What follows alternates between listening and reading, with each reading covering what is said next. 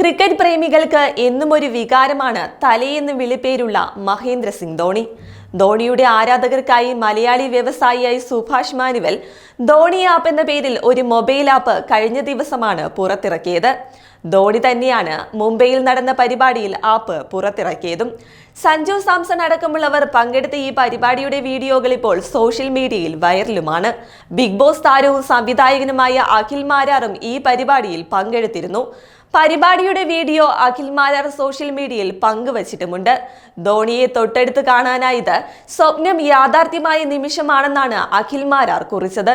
ഉത്സവങ്ങളും പൂരങ്ങളും കെട്ടുകാഴ്ചകളും കാണുന്നതിനേക്കാൾ എനിക്ക് എത്രയോ ആനന്ദമായിരുന്നു ധോണി ഭായിയെ കണ്ടത്.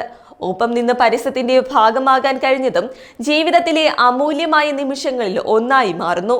സഞ്ജുവും ധോണിയും തമ്മിലുള്ള സംഭാഷണങ്ങൾ ഇപ്പോൾ സമൂഹ മാധ്യമങ്ങളിൽ വൈറലാണ്. അതൊക്കെ തൊട്ടടുത്ത് നിന്ന് നേരിൽ കണ്ട് ആസ്വദിക്കാനും കഴിഞ്ഞു.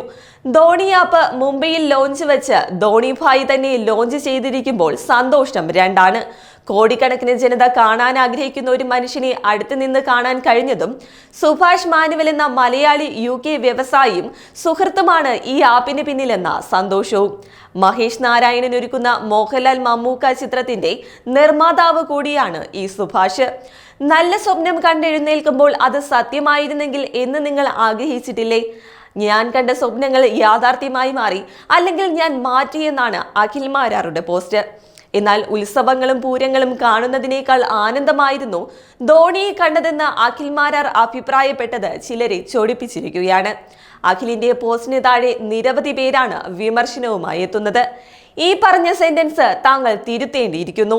ഉത്സവങ്ങൾക്ക് പകരം വയ്ക്കാൻ ധോണിക്കും, ധോണിക്ക് പകരം വയ്ക്കാൻ ഉത്സവങ്ങൾക്കുമാകില്ല എന്നാണ് ഒരു കമന്റ്.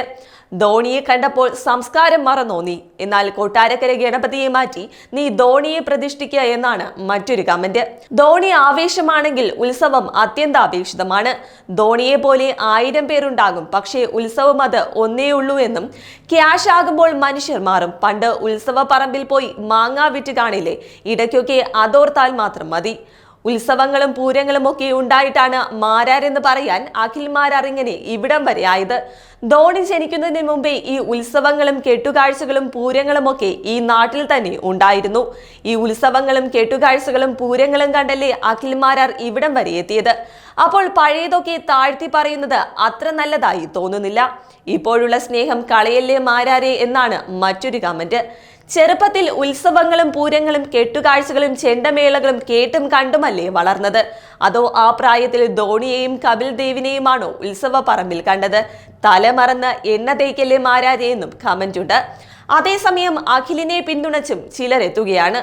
അഖിൽ മാരാർ അദ്ദേഹത്തിന്റെ കാഴ്ചപ്പാടാണ് പറഞ്ഞതെന്നും അതിലെവിടെയും ഉത്സവങ്ങളെയോ പൂരങ്ങളെയോ കുറ്റപ്പെടുത്തിയിട്ടില്ലെന്നും ഇവർ ചൂണ്ടിക്കാട്ടുന്നു.